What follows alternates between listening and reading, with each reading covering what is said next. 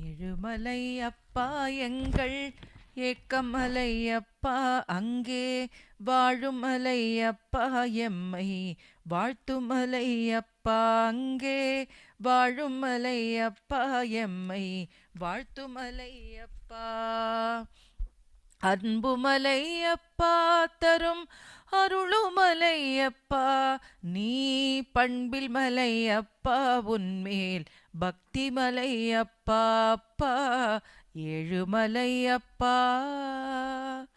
உருவில் மலை அப்பா எங்கள் உறவை மலை அப்பா பரம் தரும் மலை அப்பா பேருந் தனமே மலை அப்பா குருவே மலை அப்பா குல தெய்வமலை அப்பா குருவே மலை அப்பா குல தெய்வமலை அப்பா வாழும் தெருவுமலை அப்பா சங்கர தேவாமலை அப்பா வாழும் தெருவுமலை அப்பா சங்கர தேவாமலை அப்பா அப்பா ஏழுமலை அப்பா மோனமலை அப்பா அருள் ஞானமலை அப்பா முக்திமலை அப்பா உந்தன் சக்திமலை அப்பா வண்ணமலை அப்பா என் கண்ணேமலை அப்பா வண்ணமலை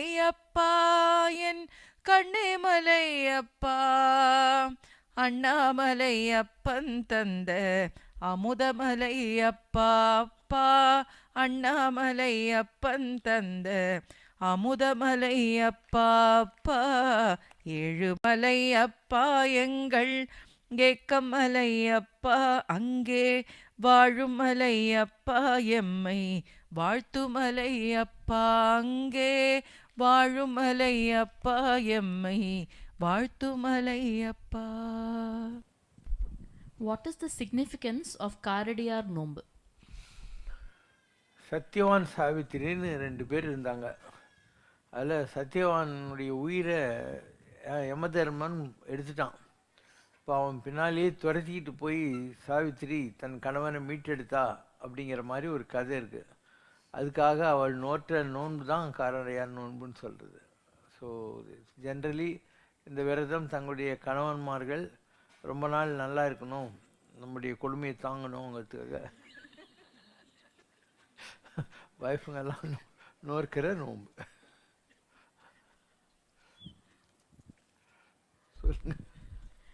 Ramana Maharshi, when he was to be operated for his cancer, was supposed to have told his doctors not to give him anesthesia, lest he might forget remembering God in his last moment.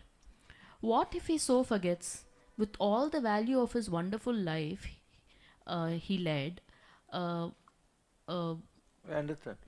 கருதா மரவா நெறிக்கான உன் எருத்தாள் வனஜம் தர என்றிவாய், இதுதான் அருணகிரி பெருமான் முருகன்கிட்ட கேட்குறது. So Ramana மகர்ஷிக்கு cancer இருந்தது ஷோல்டரில். அதுக்கு காரணம் நான் சொல்கிற ஒன்று, அவர் கொஞ்ச காலம் திருவண்ணாமலை மேலே அந்த எந்த இடத்துல அவர் கேன்சர் இருந்ததோ அந்த மாதிரி ஒரு ஸ்கந்தாசிரமம்னு ஒரு குகை, கீழே இருக்கிற ஸ்கந்தாசிரமம் இல்லை, மலை மேலே ஒரு குகை இருக்குது. அதில் தான் ஆரம்ப காலத்தில் அவர் இருந்தார். ஸோ அது திருவண்ணாமலையே கடவுள் தான், மலையே கடவுள் தான். அதனால் அவர் அது மேலே போய் உக்காந்துட்டு இருந்தது தப்பு. அதனால் எந்த இடத்துல அவர் குகையில் இருந்தாரோ அந்த இடத்துல அவர் கேன்சர் வந்துச்சு. ஓகேவா? ஸோ அவருக்கு ட்ரீட்மெண்ட்டுக்காக ஆளுங்களெல்லாம் கூட்டின்னு வராங்க. அவர் கேட்குறாரு, நீங்கள் ட்ரீட்மெண்ட் பண்ணுற போது அனஸ்தீசியா கொடுக்குறேன்னு சொல்கிறீங்களே, எனக்கு அப்போ கடவுளுடைய ஞாபகம் இருக்குமா அப்படின்னு கேட்குறாங்க. அவர் சொல்கிறாங்க, இல்லை, you will go in to a type of a silence, உண்மை ஞாபகம் இருக்காது அப்படின்றாங்க.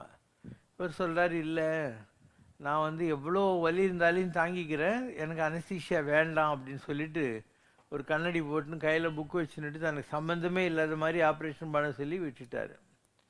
அது மாதிரி ஏன் சொல்கிறாங்கன்னா, வழுக்கி வீழினும் நின் திருப்பெயரலாது சொல்ல இருக்கேன். வழுக்கி விடுற போது கூட அவங்களுக்கு முருகா பெருமாள் எது பிடிக்குமோ அதை சொல்லிட்டு போகணுங்கிற மாதிரி சுவாச நிஸ்வாசம்னுவாங்க. உள்காற்று வெளிக்காற்று ரெண்டுத்திலையும் கடவுளை சுவாசிக்கிற ஒரு வாழ்க்கையில் பழகி போனவங்க இருப்பாங்க. இந்த மாதிரி அனஸ்தீசியா கொடுத்துட்டு அந்த நேரத்தில் அவங்களுக்கு ஒரு வேளை மரணம் வந்துச்சுனாக்கா கடவுளை மறந்து இருப்பாங்க அந்த நேரத்தில். அந்த மாதிரி வேணாங்கிறதுக்காக வலிய வேணாலும் தாங்கிக்கிற எனக்கு கடவுளுடைய நினைப்பு இருக்கணும் அப்படின்றது. இதுதான் வழுக்கி வீழினும் அப்படிங்கிற மாதிரி. பிழுக்கை வாரியும் தேவாரம், பிழுக்கை வாரியும் பால் கொள்வார் அடியோ அழுக்கு மெய்கொடு திருவடி அடைந்தேன் பிழைப்பன் ஆயினும் திருவடி பிழையேன். இந்த உடம்பு அழுக்கான உடம்பு, கண்ணில் புசுலு, காதில் குழிவு, மூக்கில் சளி, வாயில் கப்பு, மலமூத்திரம்லாம் உடம்புல வச்சுன்னு சுற்றின்னு இருக்கோம். இது அழுக்கான உடம்பு. அழுக்கு மெய்னா உடம்பு, அழுக்கு மெய் கொடு நீ திருவடி அடைந்தேன். சிவபெருமானே உன்னுடைய பாதத்துக்கிட்ட நான் வந்துக்கிட்டு இருக்கேன். பிழைப்பன் ஆயினும், நான் எல்லா தப்பும் பண்ணுவேன், ஆனால் உன்னை மறக்கிற தப்பு பண்ண மாட்டேன். பிழைப்பனாயினும் திருவடி பிழையேன்.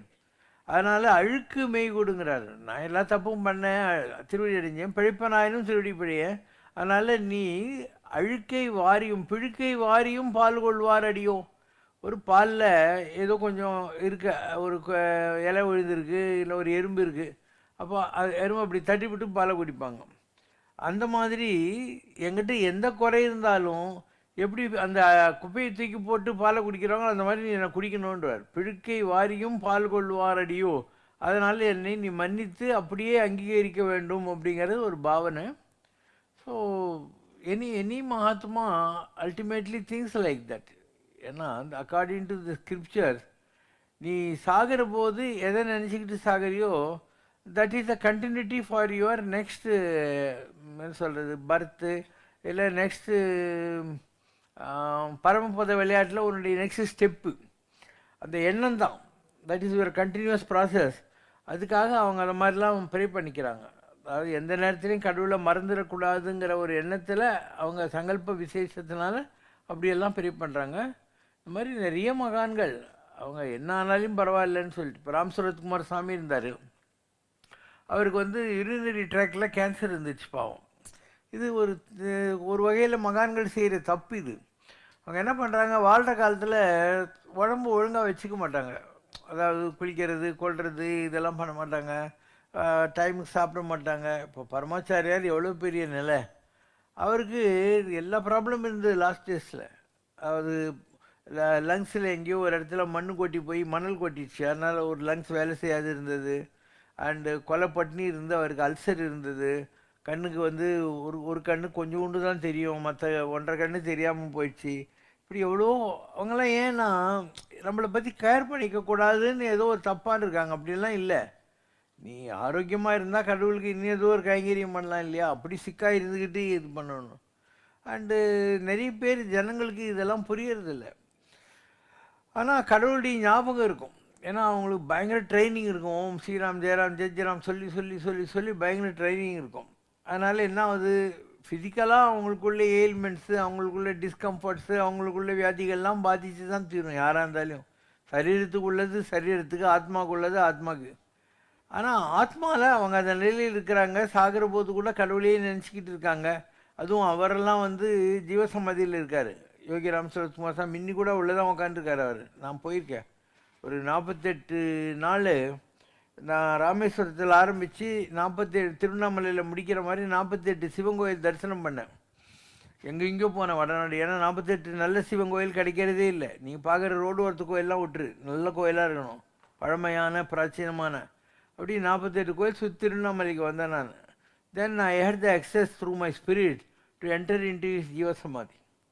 நான் அவர் திருவண்ணாமலையில் ஃபிசிக்கலாக இருந்தபோது அவருக்கு கால் பிடிச்சி விடுவேன், அதெல்லாம் செய்வேன், விசிறுவேன், பக்கத்தில் உட்காந்துட்டு அந்த மாதிரிலாம்.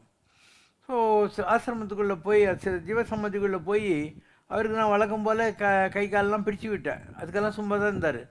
அந்த தொடக்கிட்ட அவர் கேன்சர் இருந்தது இல்லையா, இந்த மேல் பாட்டில், அங்கே நான் கை எடுத்துகிட்டு போகிற போது வேணாம் வலிக்குதுன்னாரு.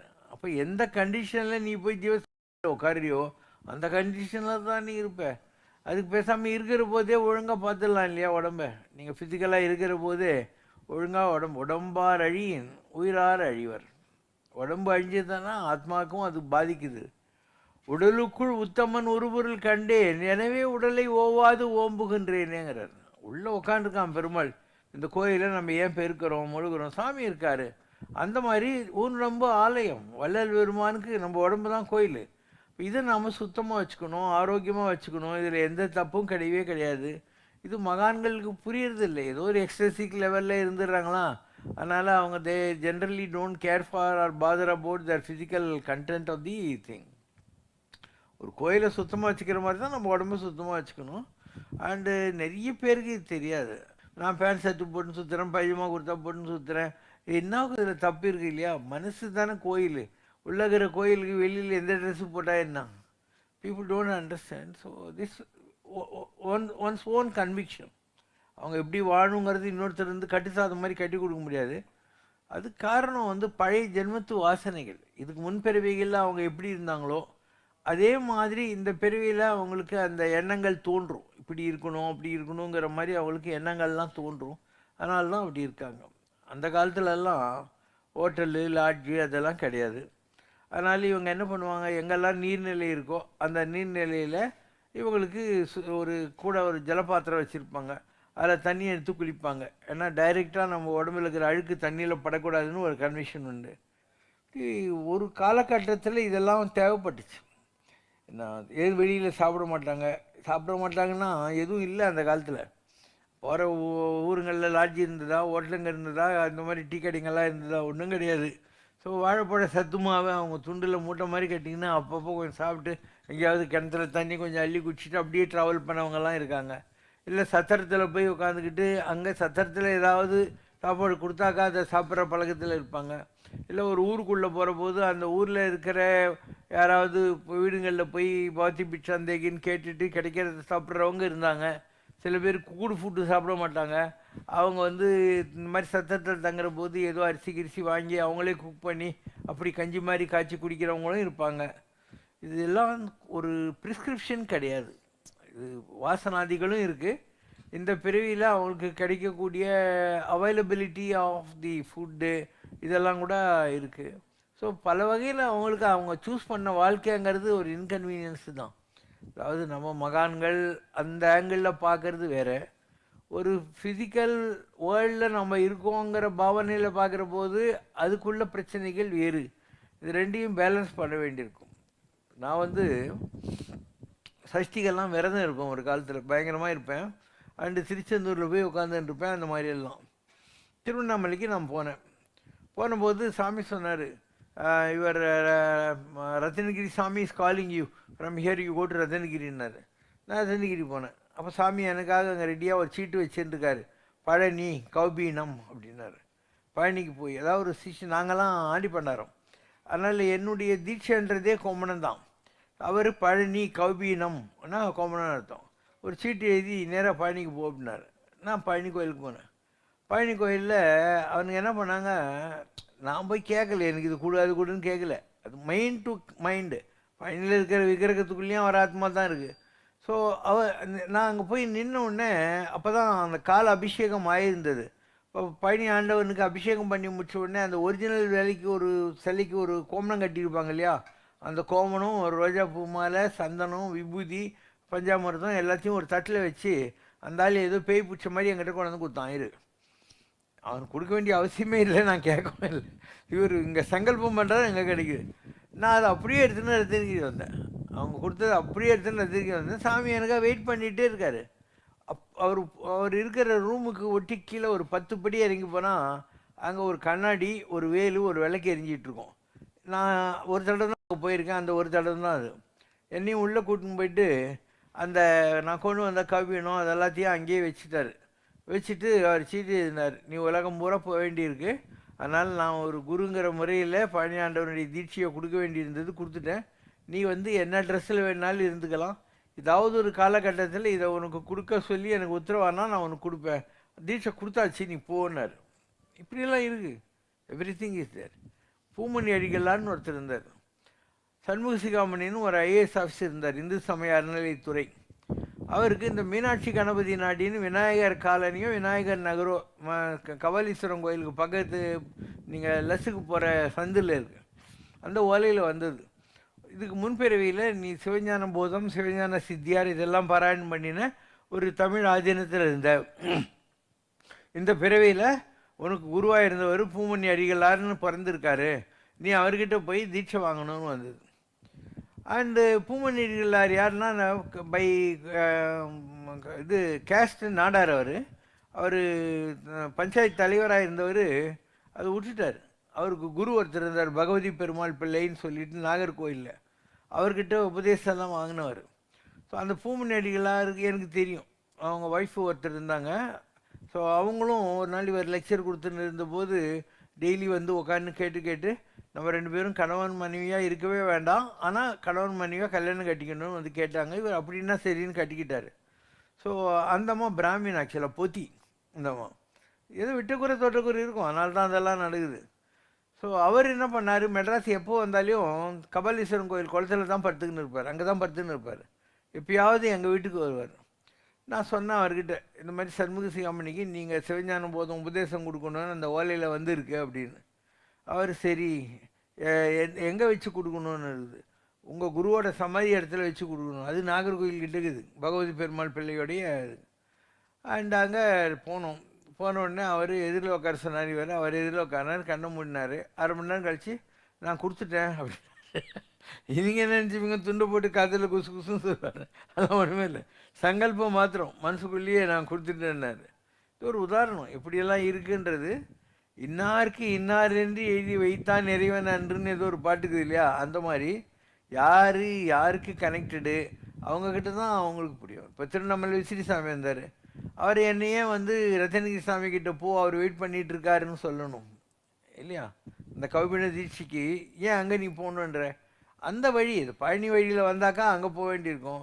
ஆனால் அவருக்கே தெரியும், திருவண்ணாமலை விசிறி சாமியார் சொல்லுவார், அவர்கிட்ட இளையராஜா இந்த ரமணாசிரமம் கணேஷ் ஐயர்னு ஒருத்தர், ரமணருடைய பிரதர்ஸ், வெங்கட்ராமனுடைய மகன் நினைக்கிறேன், அங்கெல்லாம் உட்காந்துருக்கிறப்போ சொல்கிறார், Sivasankara has gone to greater level then Aurobindo and Chaitanya அப்படின்னார். அரவிந்தர் சைதன்யாவோட பெரிய நிலைக்கு போயிருக்காரு. whoever is guiding this beggar is guiding Sivasankara. என்ன வழி நடத்துகிற அருணாச்சலேஸ்வரர் தான் சிவசங்கரையும் வழி நடத்துகிறாரு. whoever is guiding and Sivasankara is working 24 hours for my father and my father is highly pleased with him. இது ஒரு இது. அப்போ அவருக்கு தெரியுது சிவசங்கர் பாபா நல்ல நெல் இருக்காரு, அண்ணாமலையார் ரொம்ப வேண்டியவர், எல்லாம் தெரியுது அவருக்கு. ஆனாலையும் யாருக்கு யார் கனெக்ஷன் இருக்கு இல்லையா, அதனால் நீ ரஜினிக்கு போ வெயிட் பண்ணிருக்காரு, அவர் வந்து பழனிக்கு போன்றாரு, இப்படி வாழையடி வாழைன்றது இதெல்லாம் தான். நீங்கள் பார்த்தீங்கன்னா விசிறி சாமியாருக்கு சிஷ்யர்களாக அவங்களுக்கு கிடைச்சது வந்து தேவகி மேடம்னு ஒரு அம்மா. அவங்க வந்து இதில் இருந்தாங்க, சாரதா காலேஜில் லெக்சராக இருந்தாங்க. அண்டு இது திருவண்ணாமலைக்கு வரப்போக அப்படியே இருந்தாங்க. அப்புறம் அந்த லெக்சரர் வேலை ரிசைன் பண்ணிட்டு வந்த பணத்துக்கு கல்யாணம் ஆகாமல் இருந்தாங்க. ஒரு வீடு ஒன்று வாங்கிட்டு இப்போது சாமி ஆசிரமம் இல்லை, அதுக்கு பக்கத்தில் 3வது சந்தில் அங்கே இருந்தார்.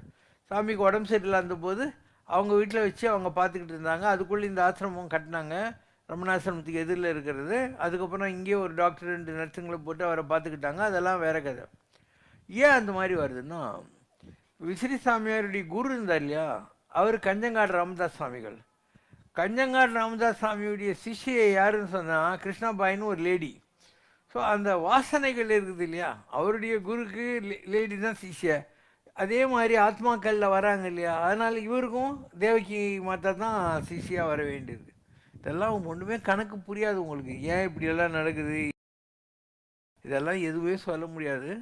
உலகம் பூராவும் நீ ஒவ்வொருத்தருடைய ஆராய்ச்சி பார்த்துக்கிட்டே வந்தால் உனக்கு தெரியும். நான் போன வாரம் கூட சொன்னேன், லாஹிரி மாசாயின்னு ஒருத்தர் இருந்தார். அவருடைய குரு தான் உங்கள் ஆட்டோபயோகிராஃபி யோகியெல்லாம் எழுதின பரமஹம்ச யோகானந்தா.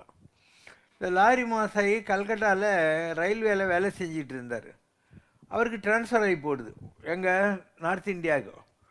ஒரு நாள் அப்படியே பேய் பிடிச்ச மாதிரி ரோட்டில் நடந்து போகிறார், போயிட்டே இருக்கார். 20-30 கிலோமீட்டர் போயிட்டார்.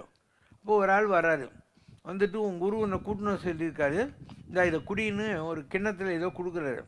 இவர் குடித்த உடனே கண்ணை மூடுறாரு. திடீர்னு பார்த்தா இமயமலையில் உட்காந்துருக்காங்க. எங்கள் பாபா சினிமாவில் பார்த்தீங்க இல்லையா, ரஜினிகாந்த் எங்கேயோ போகிறார், அங்கெல்லாம் உட்காந்துன்னு இருப்பாங்க, அங்கே பாபாஜி ஒரு குருஜி உட்காந்து இருப்பார். அந்த மாதிரி ஒரு இடத்துக்கு கூப்பிட்டு போகிறாங்க. வர போனோடனே குரு சொல்கிறாரு, நீ உலகத்தில் பிறந்த நாள்லேருந்து நான் உன்னை பார்த்துக்கினே இருக்கேன், இந்த டைமில் உன்னை கூப்பிட வேண்டி இருந்தது, நீ இதுக்கு முன்னே தவம் பண்ண குகையை போய் பாருன்றார். இவர் போய் அந்த குகையை பார்க்குறாரு. இவர் யூஸ் பண்ண பொருள்களெல்லாம் அங்கே அப்படியே இருக்குது. அவர் சொல்கிறார், நீ கிரியா யோகாவை உலகத்தில் பரப்ப வேண்டியிருக்கும் அப்படின்னு சொல்லி இவருக்கு ஆசீர்வாதம் பண்ணுறாரு. அதுக்கப்புறம் அவர் வந்தார், ராஞ்சிலேயோ எங்கேயோ ஒரு ஆசிரமம் அமைச்சு அதுக்கப்புறம் தான் பரமஹம்ச யோகானந்தா அவருக்கு இவருக்கு தீட்செல்லாம் கொடுத்து அவர் உலகம் பூரா போனார், கிரியா யோகாலாம் பரப்புனாங்க. இது ஒரு இது. அப்போது ஒரு குரு, உன்னுடைய குரு உனக்காக வெயிட் பண்ணிட்டு இருக்கான் எங்கேயோ. அந்த நேரத்தில் உன்னை தடுத்தாட்கொள்ளலுங்கிற மாதிரி அவன் இமயமலை யோகானந்தாலையும் உன்னை கூப்பிட்றான், உனக்கு அவன் உத்தரவு கொடுக்குறான், நீ ஏதோ ஒரு குறை இருக்குன்னு சொல்லிட்டு. இதே மாதிரி இவர் இருக்கார் இல்லையா பரமஹம்ச யோகானந்தா, அவர்கிட்ட ஒரு சிஷ்யன்தான். அவன் சாகிறதுக்கு முன்னால் இவர்கிட்ட கேட்குறான், நான் வந்து திருப்பியும் உலகத்தில் பிறக்க போகிறேன், அப்படி வர்றபோது நான் மிஸ் பண்ணாலையும் நீங்கள் என்னை மிஸ் பண்ணக்கூடாது, என்னை எப்படியாவது நீங்கள் வந்து தடுத்தாட்கொள்ளணும் அப்படின்ட்டு. சரின்னு ப்ராமிஸ் பண்ணுறாரு. ஸோ ஒரு உடம்பு போயிட்டு எத்தனை நாளில் வரும்னு ஏதோ ஒரு கணக்கு இருக்கும். இவர் என்ன பண்ணுறாரு, அவன் எந்த இடத்துல இருக்கானோ அந்த தெருக்களில் ஒவ்வொரு தெருலையும் இப்படி கையை வச்சுக்கிட்டு இப்படி போயினே இருப்பார். இவர் கையில் எந்த இடத்துல ஒரு அதிர்வுகள் வருதோ அந்த தெருவில் அந்த ஆத்மா பிறந்திருக்குன்னு இவருக்கு ஒரு ஊகம். ஸோ இப்படி கை வச்சுன்னு போகிறபோது கை அதிருது இல்லையா, அந்த தெருவில் வருது. கையில் ஒரு பல்பிட்டேஷன் ஜாஸ்தி வந்தோடனே ஒரு குறிப்பிட்ட வீட்டுக்குள்ளே போகிறார். போய் கேட்குறாரு, இந்த வீட்டில் ஏதாவது குழந்தை பிறந்திருக்கான்னு. அவங்க இவர் போய் பார்த்தா இதுக்கு முன்னாலே இருந்த உடம்புல என்ன மச்சம் இருந்ததோ அது அந்த குழந்தையோட உடம்புல இருக்குது. அதை வச்சு அவனை ட்ரேஸ் பண்ணுறாரு. இது ஒரு பெரிய சப்ஜெக்டு. ஒரு குரு சிஷ்யன் எமை தடுத்து அடிமை கொண்டு பாரமாய பழவினை அறுத்து தன்னை நினைந்துருகத் தருகின்றான்ங்கிறது தான் தேவாரம். ஒரு குறிப்பிட்ட நேரத்தில் குரு உன்னை தடுத்தாட்கொள்வான். பாரமாக இருக்கிற என்னென்ன ஒரு பேர்டனாக இருக்கிற அந்த பழவினை கர்மாவெல்லாம் போக்கிட்டு உன்னை தடுத்தாட்கொள்வான். இப்படி பல விஷயங்கள் ஆன்மீகத்தில் இருக்குது. எனக்கு மைண்டில் வந்த சில சின்ன உதாரணங்களை சொன்னேன். நீங்கள் எந்த குருவை பற்றி வேணாலையும் ஆராய்ச்சி பண்ணி பாருங்கள், அவங்களுக்கு இப்படி இருக்கும். ஏன் வந்து ஒரு குறிப்பிட்ட இப்போ பால் பிரண்டன் வரான். பால் பிரண்டன் பரமாச்சாரியார்கிட்ட போயிட்டு என்னை சிஷ்யனாக எடுத்துக்கோங்கன்னு கேட்குறான். அவர் சொல்கிறாரு, முடியாதுப்பா, நான் ஒரு மடாதிபதி, தனிப்பட்ட முறையில் சிஷ்யங்களை எடுத்துக்க முடியாது. உங்கள் குரு வந்து 2 பேர் இருக்காங்க இந்தியாவில் தகுதியாக, ஒரு ஆள் வடநாட்டில் இருக்கார், அவர் உன்னை ஏற்றுக்க மாட்டாருன்னு சொல்லி, அவர் எங்கேயோ காட்டில் இருக்கார் காசிக்கு பக்கத்தில்னு சொல்லி. இன்னொருத்தர் ரமண மகர்ஷி, நீ திருவண்ணாமலைக்கு போ அப்படின்னு சொல்லிட்டு, promise me that you will not leave India before you meet Ramana மகர்ஷிங்கிறார். இவர் சரின்றாரு. ஆனால் இவருக்கு நிறைய வேலை, கப்பலில் டிக்கெட்லாம் புக் பண்ணிக்கிது, பாம்பே போடுறாரு. பாம்பேயில் இவர் படுத்துன்னுக்கிற ரூமுக்கு பரமாச்சாரியார் போகிறார் கோவமா, டி யூ ப்ராமிஸ் மீ, நீ வந்து அவரை பார்க்காம போக மாட்டேன்னு, ஏன் போகிற, உன் டிக்கெட் நாளைக்கு காலையில் இருக்குது இல்லையா, கேன்சல் பண்ணுங்கிறாரு. இவர் என்னடா இப்படி ஆகிப்போச்சுன்னு திரும்பியும் காஞ்சிபுரத்துக்கு பக்கத்தில் இங்கே செங்கல்பட்டில் இருக்கார் பரமாச்சாரியார். இவர்கிட்ட வர்றார். வந்த உடனே அவர் ரமணின்னா வெங்கட்ரமணி ஒருத்தரை கூப்பிட்டு இவரை ரமண மகர்ஷிகிட்ட கூப்பிட்டு போகிறார். அவர் ரமணர்கிட்ட போகிறாரு. And he wrote that book, A Search in Secret India. அதில் அவருடைய என்கவுண்டர்ஸ் வித் ரமண மகர்ஷி, அங்கே என்னெல்லாம் நடந்தது அதெல்லாம் அதில் ஒரு 2-3 சாப்டர்லேயே இருக்கும். ரமணர்கிட்ட போனது, அவருக்கு நடந்த பல அனுபவங்கள், அங்கே ஒரு எப்படி அந்த காலத்தில் ரமணாசிரமம் ஒரே பாம்பு புத்து அப்படிலாம் இருந்தது, அதுக்கப்புறம் இப்போ தானே பில்டிங் எல்லாம் வந்தது, அந்த காலம் எப்படி இருந்தது, அதெல்லாம் வச்சு அந்த புக்கில் இருக்கு. Search in secret Indian. அந்த புக்கு நம்ம லைப்ரரியில் இருக்குது. You don't have it in cell இருக்கா? படி. இந்த செல்ஃபோனில் இது ஒரு அட்வான்டேஜ். எல்லாம் புக்கே தேவையில்லை. நான் செல்லே வச்சுக்கிறது இல்லையா, ஆனால் எனக்கு செல்லை பற்றி ஒன்றுமே தெரியாது. Never kept a sell all through my life. And எனக்கு செல்லை பற்றி ஒன்றுமே தெரியாது, எனக்கு டைப் அடிக்கவே தெரியாது. Baba, the conversation between Paul Brunton and Paramacharya, or the conversation between... இந்த கன்வர்சேஷனில் கொஞ்சம் படி, ரமணர்கிட்ட கொஞ்சம் படி. Okay. He gazes benevolently at me. I begin to envy the saintly peace which dwells on his bearded face. தாடி வைத்த பரமாச்சாரியுடைய ஃபேஸில் இருக்கிற அந்த காருண்யம் என்னை ரொம்ப இம்ப்ரெஸ் பண்ணிச்சு.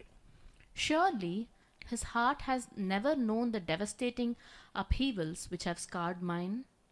I am stirred to ask him impulsively, if I fail, may I then turn to you for assistance? நான் ஒரு வேளை என்னுடைய ஆத்ம சாதனையில் தோற்று போயிட்டா உங்ககிட்ட திருப்பியும் வந்து ஹெல்ப்புக்கு ஏதாவது கேட்கலாமா? Sri Shankara gently shakes his head. I am at the head of a public institution, a man whose time no longer belongs to himself. My activities demand almost all my time. For years I have slept only 3 hours in sleep each night. How can I take personal pupils? You must find a master who devotes his time to them. But I am told that real masters are rare and that a European is unlikely to find them. He nods his assent to my statement, but adds, truth exists. It can be found. Can you not direct me to such a master, one who you know is competent to give me proofs of the reality of higher yoga? His Holiness does not reply till after an interval of protracted silence. Yes, I know of only 2 masters in India who could give you what you wish. One of them lives in Benares, hidden away in a large house, which in itself is hidden away among spacious grounds. Few people are permitted to obtain access to him. Certainly, no European has yet been able to intrude upon his seclusion. I could send you to him, but I fear he may refuse to admit a European. And the other? My interest is strangely stirred. The other man lives in the interior farther south. I visited him once and I know him to be a high master. I recommend that you go to him. Ramanar. Who is he? He is called the Maharishi. I have not met him but know him to be a higher master. பரமாச்சாரியர் நான் அவரை பார்த்ததில்லை, ஆனால் அவர் பெரிய ஆளுன்னு எனக்கு தெரியும். Shall I provide you with full instructions so that you... Okay. Now go to Ramana. இவர் ரமன் கிட்ட போகிறார். நான் சொன்ன இன்சிடென்ட்கெல்லாம் அப்புறம். The hill of the holy beacon.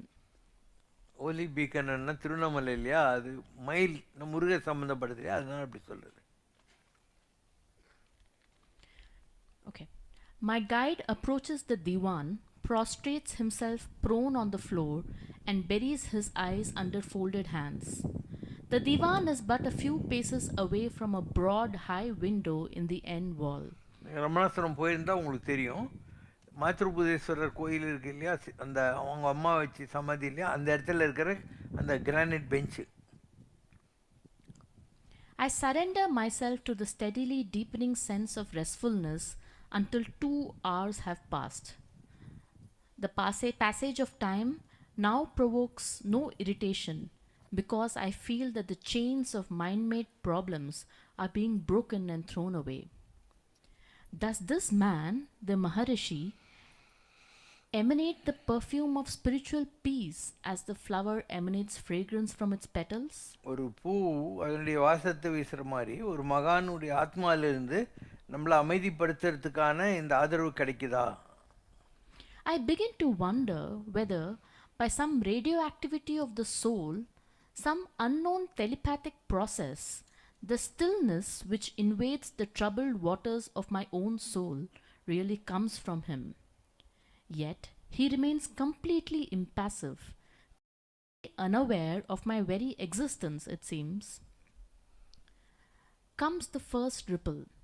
Someone approaches me and whispers in my ear, "Did you not wish to question the Maharishi?"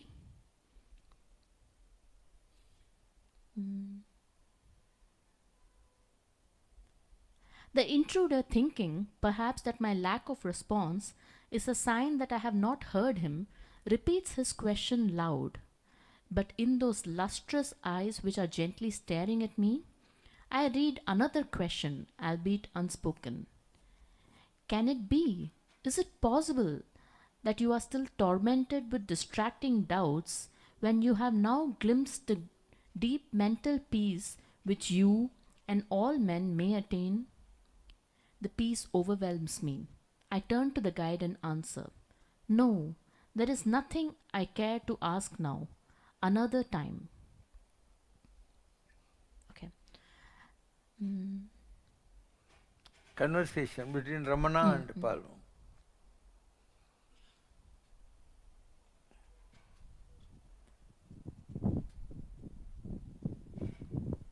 The Maharshi holds a folded manuscript book in his hands. He is writing something with extreme slowness. A few minutes after my entry, he puts the book aside and calls a disciple. A few words pass between them in Tamil, and the man tells me that his master wishes to reiterate his regrets at my inability to partake their food. I thank the Maharshi and say that I shall be glad to share their unspiced dishes with them. For the rest, I shall procure some food from the township. I add that I regard the question of diet as being far less important than the quest which has brought me to his hermitage. The sage listens intently, his face calm, imperturbable, im- imperturbable, impert, imperturbable and non-committal. It is a good object, he comments at length. This encourages me to enlarge upon the same theme.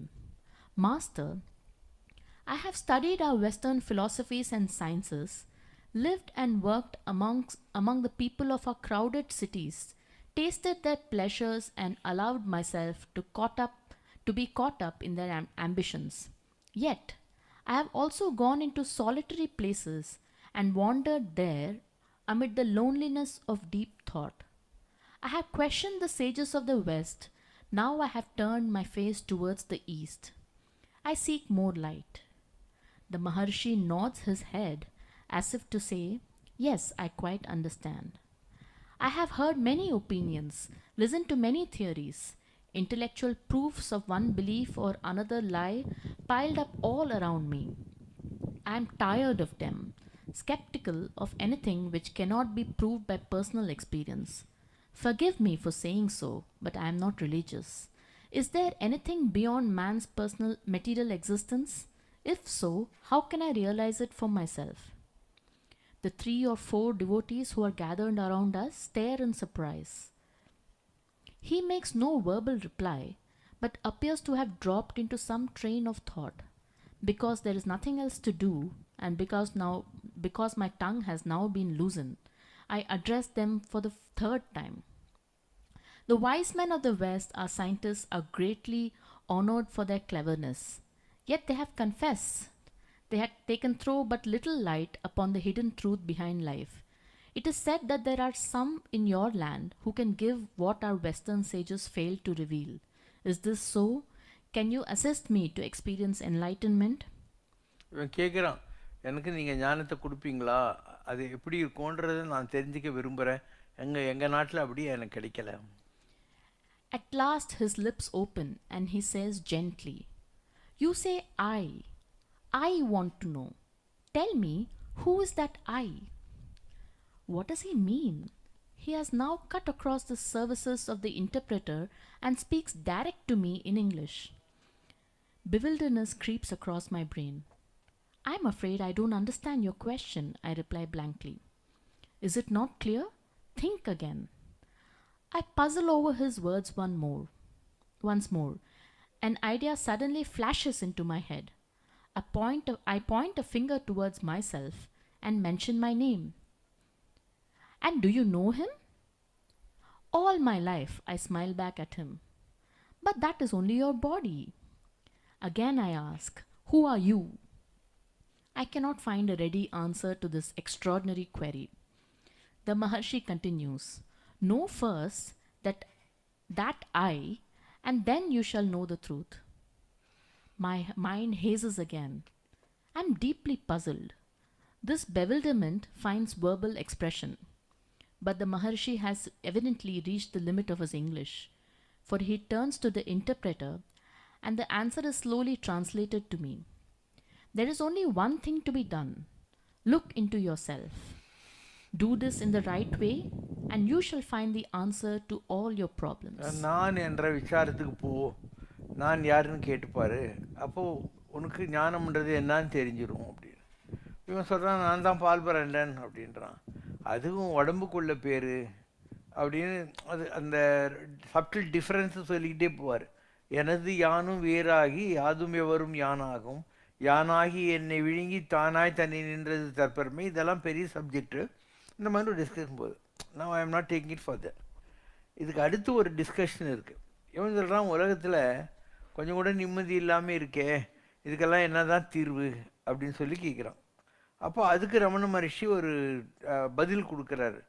எல்லாம் உனக்கு சொந்தம் இல்லை, எனக்கு சொந்தம் இல்லை, நீ அதை பற்றி கவலைப்படுற, எந்த கடவுளுக்கு சொந்தமோ அவன் தானே இதை பற்றி கவலை பண்ணும் அப்படிங்கிற மாதிரி சொல்லுவார். அப்படி பார்த்தா உங்கள் கடவுள் ரொம்ப சாட்டிஸ்டாக இருப்போம் போல இருக்குது, உலகத்தில் இவ்வளோ பிரச்சனை இருக்குது, இவ்வளோ பேர் நிம்மதி இல்லாமல் இருக்காங்க அப்படின்னு இவன் சொல்லுவான். அப்போ go to that passage.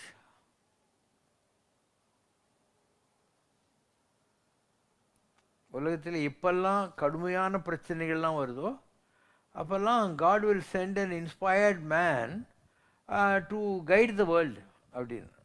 இந்த உலகத்தில் எப்பெல்லாம் பிரச்சனைகள் அதிகமாக இருக்கோ அப்போ யாரோ ஒருத்தனை கடவுள் அனுப்புகிறார் இந்த உலகத்துக்கு வழிகாட்டுறதுக்கு அப்படின்றார். இவன் சொல்கிறான், அந்த மாதிரி ஒருத்தர் நம்ம டைமில் வருவாரா அப்படின்னு சொல்லி இவன் கேட்குறான் பால் Brandon.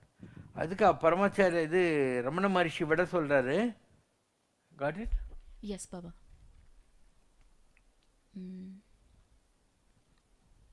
When do you think that the political and economical conditions everywhere will begin to improve? உலகத்தில் இருக்கிற இந்த பொருளாதார அரசியல் சம்பந்தப்பட்ட பிரச்சனைகள்லாம் எப்போ தீரும்னு நீங்கள் நினைக்கிறீங்க? A change for the better is not easy to come by quickly. It is a process that must take time. How can things improve when nations spend more each year on the weapons of death? There is nevertheless much talk of disarmament today.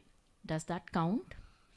If you scrap your battleships, ரமணர் சொல்கிறார், உங்கள்கிட்ட இருக்கிற போர் கப்பல்கள் போர் ஆயுதங்கள் எல்லாத்தையும் தூக்கி நீங்கள் கடலில் போட்டால் கூட ஜனங்க கல் கட்டை வச்சு அடிச்சுக்குவானுங்க. கல் கட்டத்தையும் இல்லைன்னா கூட கையை முட்டிலையாவது குத்திக்குவானுங்க. அதனால் இந்த வைலன்ஸுங்கிறது எக்ஸ்டர்னலில் இருக்கிற சாதனங்கள் மூலமாக வர்றதில்லை, உங்களுக்குள்ளே இருக்கக்கூடிய தாட்டில் எமோஷனில் வர்ற விஷயம் அப்படின்னு சொல்லுவார். Go further. judging by the unhappiness and wretchedness which afflict the world today, he has nothing but indifference. கடவுள்னு சொல்கிறீங்களே, இப்போ நடந்துக்கிட்டு இருக்கிற விஷயத்தெல்லாம் பார்த்தா அவன் ரொம்ப இன்டிஃபரெண்ட்டான ஆளாக இருப்பான் போலுக்கு, இல்லைன்னா உலகம் இவ்வளோ மோசமாக இருக்கும்னு கேட்குறாங்க. The eyes of a patient man seen deeper. அமைதியாக சிந்திக்கிறானோ அவனுக்கு தான் எல்லா விஷயமும் புரியும் அப்படின்னு ரமணர் கரெக்ட் பண்ணுறாரு. God will use human instruments. God will use human instrument. மனிதர்களிலே கருவியாக மாற்றி கடவுள் தன்னுடைய வேலையை செய்கிறான். To adjust things at the appropriate hour. The turmoil among nations, the moral wickedness among people, and the sufferings of miserable millions will provoke, as a reaction, some great divinely inspired man to come to the rescue. உலகத்தில் எப்பெல்லாம் தாழ முடியாத அளவுக்கு பிரச்சனைகள் அதிகமாகிடுதோ அப்போ ஒரு divinely inspired பர்சனை கடவுள் வந்து கருவியாக்குவார். The greater the wretchedness caused by spiritual ignorance, materialism, எவ்வளோக்கு எவ்வளோ மோசமான சூழல் இருக்கோ அவ்வளோக்கு எவ்வளோ பவர்ஃபுல்லான ஒருத்தரை கடவுள் தேர்ந்தெடுப்பார். then do you expect someone to arise in our time too? கேட்குறான், நம்ம காலத்தில் அப்படி ஒருத்தன் வருவான்னு நீங்கள் நினைக்கிறீங்களா ரமண மகரிஷின்னு கேட்குறான். In our century, he corrects. சொல்றாரு, Assuredly. இந்த நூற்றாண்டு முடியறதுக்குள்ளே அப்படி ஒருத்தன் வந்துடுவான் அப்படிங்கிறது. 2000 வருஷம் முடியறதுக்குள்ளே அப்படிப்பட்ட ஒரு ஆள் வருவார் உலகத்தை கைட் பண்ணுறது. So it is very confirmed that இப்போ 2023 நடக்குதுன்னா 2000க்கு முன்னாடியே அந்த ஆள் வந்தாச்சுன்றது உனக்கு புரியணும். ரமணர் பால்பரன் சொன்னதை வச்சு. Assuredly, the need of the world is so great and its spiritual darkness so thick that an inspired man of God will surely arise. That's all, Baba. So Ramanar போய் சொல்லியிருக்க மாட்டார். ஸோ கட்டாயம் வந்து தான் இருக்கணும். So just wait. 2000க்குள்ளேயே வந்துட்டாருன்றாரு. அவர் ரொம்ப பவர்ஃபுல்லாக இருப்பார், எவ்வளோ மோசமான பிரச்சனையாக இருக்கோ அதுக்கு பவர்ஃபுல்லான ஒரு ஆள் கடவுள் வச்சிருப்பார் அப்படின்லாம் சொல்கிறார். Just wait. ஓவரா? What was the question like? Ramana Maharshi refused to take anesthesia because he don't think மகான்கள் உடம்பை பற்றி கவலைப்படுறதில்ல, அவங்க ஆத்மாவில் வைக்கிறாங்க. பட் என்னுடைய பர்சனல் ஒப்பீனியன், உடம்புன்றது கோயில், உள்ளகிறது சாமி. அப்போது கோயிலை சுத்தமாக வச்சுக்கினா என்ன தப்பு? உடம்பை நல்லா வச்சுக்கோ. My prescription to anyone in spiritual domain is take care of your health. இப்போ நீ கடவுளுக்கு வழிக்கணும்னு நினைக்கிற, இல்லை தவம் பண்ணணும்னு நினைக்கிற, ஏதோ ஒன்று, எதுக்குமே உடம்பு நல்லா இருக்கணும் இல்லையா? உடம்பே நல்லா இல்லாமல் என்னத்தை பூஜை பண்ணிவிடுவான்? With all the inconveniences of the body என்னத்தை தியானம் பண்ணுவான், எவ்வளோ நேரம் உட்கார முடியும் அவனால், பூஜை பண்ண முடியுமா, இதெல்லாம் பாசிபிள் இல்லைல்ல. ஸோ உடம்பு முக்கியம். அதான் நான் திருமூலரே சொல்லிட்டாரு, அப்பிலே கிடையாது. உடம்பாரழியும் உயிரார் அழிவர், உடலுக்குள் உத்தமன் ஊர் பொருள் கண்டேன், எனவே உடலை ஓவாது ஓம்புகின்றேன். உனக்காக வேணாம், உள்ளகிற சாமிக்காக நீ உடம்பை நல்லா பார்த்துக்கோ. I always prescribe this health card. Last question for the day. What is the significance of Panchangam? பஞ்ச அங்கம் அப்படின்றது. ஸோ ஒரு நாள் இருக்குன்னா அந்த நாளுக்குன்னு சில அஸ்ட்ராலஜிக்கல் இது இருக்கு இல்லையா, என்ன திதி, என்ன அன்றைக்கி என்ன இம்பார்ட்டன்ஸ் இருக்குது, இந்த மாதிரி 5 பொருள்கள் இருக்குது. அதுதான் பஞ்சாங்கன்றது. ஒவ்வொரு நாளுக்கும் என்ன விதமான எது ஆஸ்பீஷியஸ் டைமு, எது இன்ஆஸ்பீஷியஸ், அந்த நாளில் எது செய்யலாம், எது செய்யக்கூடாது, இந்த மாதிரிலாம் சொல்கிறதுக்கு 5 பாயிண்ட்ஸ் ஆர் தேர். பஞ்ச அங்கம் என்னாக்கா 5 points to guide you which is auspicious or not. அதுதான் பஞ்சாங்கம். ஸோ ஆல்மனக்.